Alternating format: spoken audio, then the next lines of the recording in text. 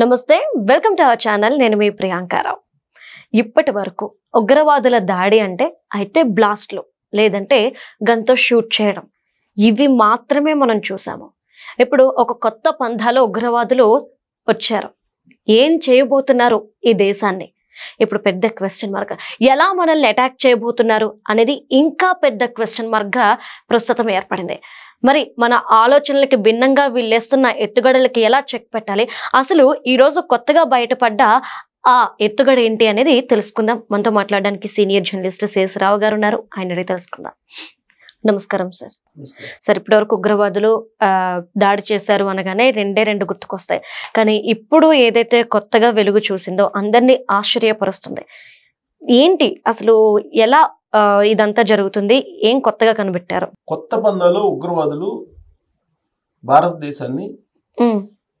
భారతదేశంలో ఉండే ప్రజల్ని వీలున్నంత వరకు నష్టపరచాలి అనేటువంటి ఉద్దేశంతో ఎంచుకున్నారు ఏంటంటే ఇప్పటి వరకు మనం విననటువంటి పదం ఇప్పుడు వినిపిస్తుంది వైట్ కాలర్ ఉగ్రవాదం అని వైట్ కాలర్ నేరాలు చూసాం వైట్ కాలర్ దందాలు విన్నాం కానీ వైట్ కాలర్ టెర్రరిస్టులు మనం ఇప్పుడు ఇంతవరకు చూడలేం కానీ ఇప్పుడు జరిగినటువంటి ఢిల్లీలో జరిగినటువంటి ఈ అక్కడ బాంబు పేలటం కారులో అది కూడా ఎర్రకోట సమీపంలో ఉన్నటువంటి మెట్రో దగ్గర ఎర్రకోట 3 రోజుల పాటు మూసేశారు ఇప్పుడు సో అక్కడ జరగటం అక్కడ ఈ 9 మంది స్పాట్లో డెడ్ కావటం తర్వాత కొంతమంది గాయాలు కావటం ఇవన్నీ జరిగాయి ఈ సంఘటన జరిగిన తర్వాత మొత్తం మూలాలను తీస్తే రెసిన్ అనేటువంటి ఒక కెమికల్ ఆ కెమికల్ తోటి పబ్లిక్ వాటర్ సప్లై ఉంటుంది కదా ఆ వాటర్ సప్లై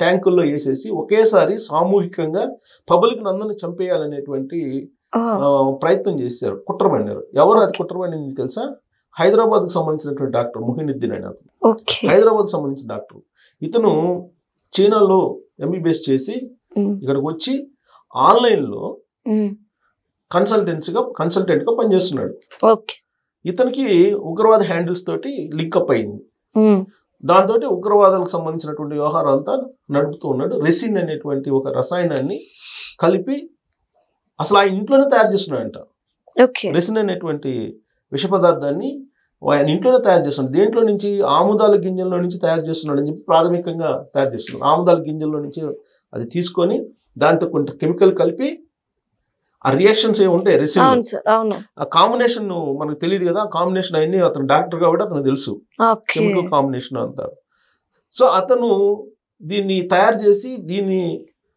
వాటర్లో కలపడం ద్వారా వాటర్ ట్యాంక్స్లో కలపడం ద్వారా కొన్ని వేల మందిని చంపేశారు ఒకేసారి భారతీయులు అని చెప్పి వాళ్ళు కుట్రపడినారు అతనితో పాటు ఇంకొక 3 డాక్టర్లు మొత్తం 4 డాక్టర్లు ఈ ఉగ్రవాద కుట్రలో ఉన్నారు డాక్టర్లు ఉగ్రవాదులుగా ఉన్న సంఘటన ఇదే మొదటిసారి అంతే ఇంతకుముందు ఎక్కడా లేరు ఇంకొక కోణం కూడా ఉంది దీంట్లో ఇప్పుడు వీళ్ళకందరికీ ఫండ్ రైజింగ్ చేస్తుంది ఎవరో తెలుసా స్వచ్ఛంద సంస్థలు కొన్ని స్వచ్ఛంద సంస్థలు అలాగే కొన్ని విద్యా సంస్థలు హై ప్రొఫైల్ పీపుల్ వీళ్ళకి ఫండింగ్ కలెక్ట్ చేసిస్తున్నారంట డొనేషన్స్ కలెక్ట్ చేసి స్వచ్ఛంద సంస్థలు ముసుగులో ఫండింగ్ కలెక్ట్ చేసి అలాగే కొన్ని విద్యా సంస్థల పేరుతో ఫండింగ్ కలెక్ట్ చేసి వీళ్ళకి మొబిలైజ్ చేస్తున్నారు ఇప్పుడు ఈ బాంబ్లాస్ చేసిన వాళ్ళు ఎవరెవరు అంటే జైషే మహమ్మద్ అలా ఇంకొక ఉగ్రవాద సంస్థ జైషే మహమ్మద్తో పాటు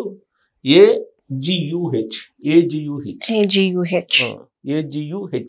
ఈ 2 ఉగ్రవాద సంస్థలకు సంబంధించినటువంటి ఆపరేషన్ ఇది ఈ 2 ఉగ్రవాద సంస్థల్లో శిక్షణ పొందినటువంటి వాళ్ళు వీళ్ళు వాళ్ళకి టచ్లో ఉన్నారు వీళ్ళు అనేది చెప్తూ ఉన్నారు గతంలో ఎప్పుడు కూడా ఈ వైట్ కాలర్ టెర్రరిజం మనం చూడలేం ఈసారే చూస్తున్నాం ఢిల్లీలో గతంలో ఇలాంటివి జరిగాయి ఉగ్రవాద దాడులు జరిగాయి ఇప్పుడు 9 మంది చనిపోయారు అంతకుముందు నేనున్నప్పుడు 2008లో సీరియల్ బాంబ్ బ్లాస్ట్ జరిగింది కరోల్ బాగ్లో కర్నాటక ప్లేస్లో వరుసగా జరిగింది అప్పుడు దాదాపు 28 మంది చనిపోయారు ఆ రోజు నేను ప్రత్యక్షంగా అక్కడ లైవ్ కవరేజ్ కూడా చేశాను 2008లో సో అంతకుముందు 2000 సంవత్సరంలో జరిగింది 2005లో జరిగింది చాలాసార్లు జరిగింది ఈవెన్ పార్లమెంట్ మీద కూడా దాడి జరిగింది ఇదేం కొత్త కాదు ఇది ఢిల్లీలో ఉగ్రవాద దాడి జరగడం అనేది కొత్త కాదు.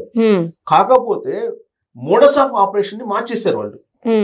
ఇంటెలిజెన్స్ కి కూడా అందకుండా, సెంట్రల్ ఇంటెలిజెన్స్ కి, నిఘా వర్గాలకి అందకుండా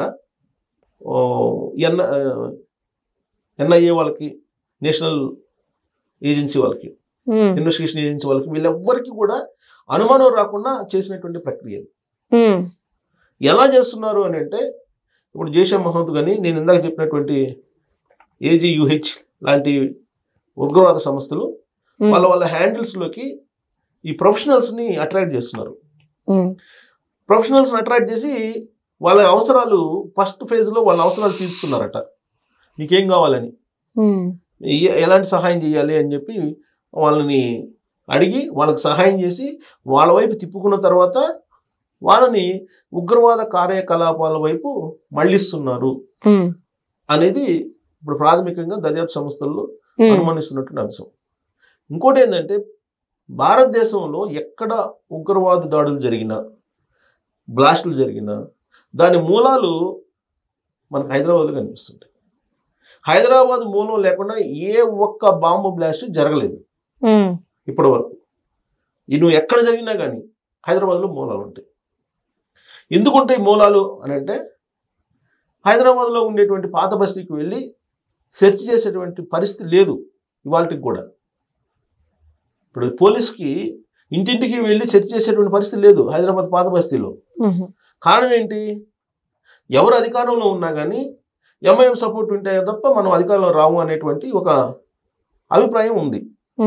సో దాంతో బీఆర్ఎస్ పార్టీ అధికారంలోకి వచ్చినా గత 10 ఏళ్ల పాటు ఎంఐఎం తోటి కలిసి ఉన్నారు. వాళ్ళకి ఏం కావాలో ఎన్ని చేసి పెట్టారు.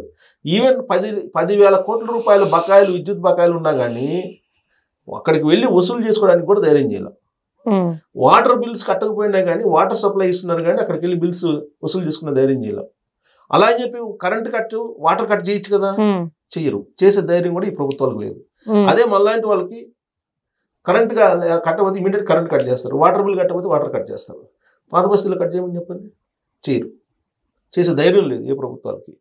దాన్ని ఆసరాగా చేసుకొని షెల్టర్ జోన్స్గా కొన్ని ప్రాంతాలని వాళ్ళు మార్చుకుంటున్నారు ఉగ్రవాదులు, ఉగ్రవాద అనుచరులు. అందుకే మీకు ఎక్కడ బాంబ్ బ్లాస్ట్ జరిగినా హైదరాబాద్లోనే మూలాలు కనిపిస్తుంది. ఇప్పుడు తాజాగా జరిగిన దానికి కూడా ఎక్కడ మూలాలు ఎక్కడ కనిపిస్తాయి? డాక్టర్ ఇక్కడ మొహినుద్దీన్ ఎక్కడోడు? హైదరాబాద్లో ఉన్నాడు.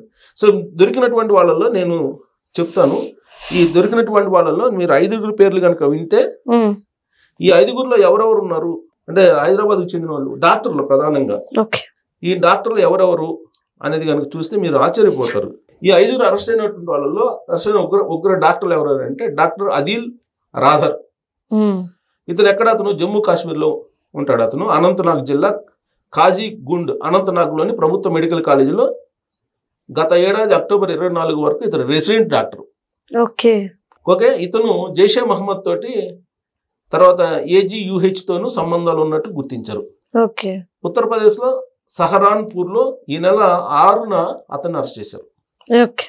తర్వాత డాక్టర్ ముజ్మిల్ షకీల్ గనయి, ఇతడు జమ్మూ కాశ్మీర్. ఇతను కూడా హర్యానాలో దౌజ్లో ఉన్న అల్ ఫలహాక్ యూనివర్సిటీ ఫ్యాకల్టీ. ఇతను యూనివర్సిటీ ఫ్యాకల్టీ, విద్యార్థులకి ఫ్యాకల్టీ. ఇతను అంటే విద్యార్థులతో మరి ఇతనికి ఎంత సంబంధాలు ఉంటే అర్థం చేసుకోవాలి. నేను అదే చెప్పింది, వైట్ కాలర్ టెర్రరిజం అని చెప్తుంది.